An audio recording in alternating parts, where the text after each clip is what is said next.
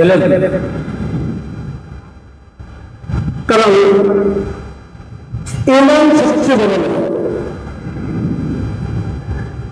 একজন মানুষের যদি ঈমান না তাহলে তার আমল ইবাদতের মধ্যে নামাজ, রোজা, হজ, যাকাত সব ইবাদতের মধ্যে। আর ঈমান মানুষকে খায়রুল বারিয়া সর্বশ্রেষ্ঠ মাহমুদের আল্লাহ রাব্বুল আলামিন সূরা আল-মুমিনুনের মধ্যে বলেছেন, ইন্নাল্লাযীনা আমানু ওয়া আমিলুস সালিহাত উলাইকা হুমুল খায়রুল বারিয়া।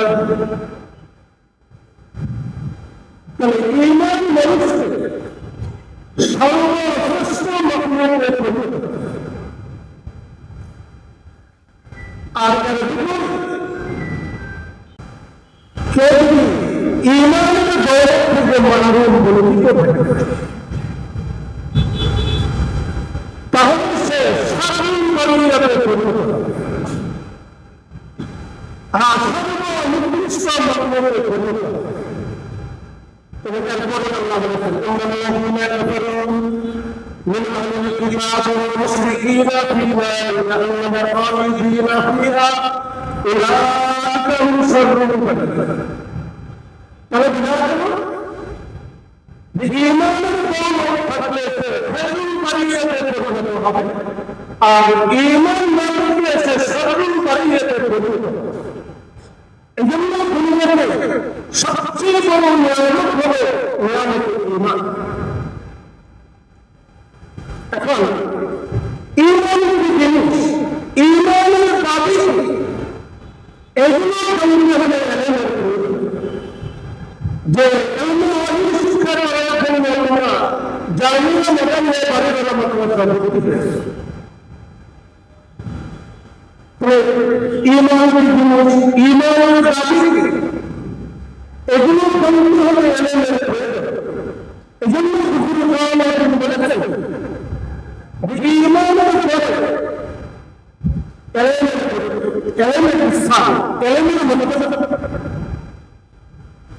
এজন্য ইমাম বুখারী রাহমাতুল্লাহ আলাইহি বুখারী শরীফের মধ্যে কিতাবুল ঈমানের পরে কিতাবুল ইলম এনেছেন।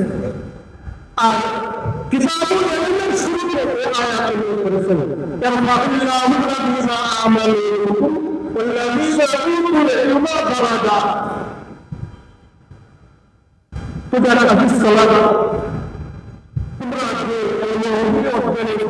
শিক্ষা করার জন্য এই মাদ্রাসা গঠন করেছে।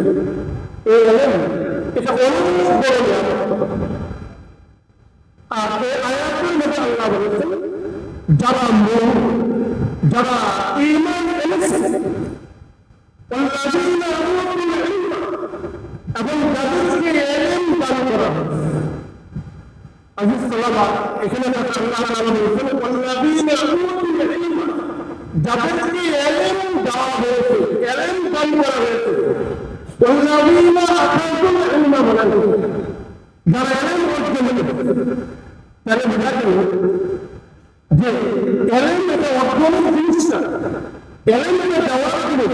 দেওয়াটাকে আল্লাহ, আল্লাহ যাদেরকে ইলম দান করে এবং তারা মুমিন, আল্লাহ তাআলা তাদের দরজা, তাদের মর্যাদা, সম্মান বাড়িয়ে দিবেন।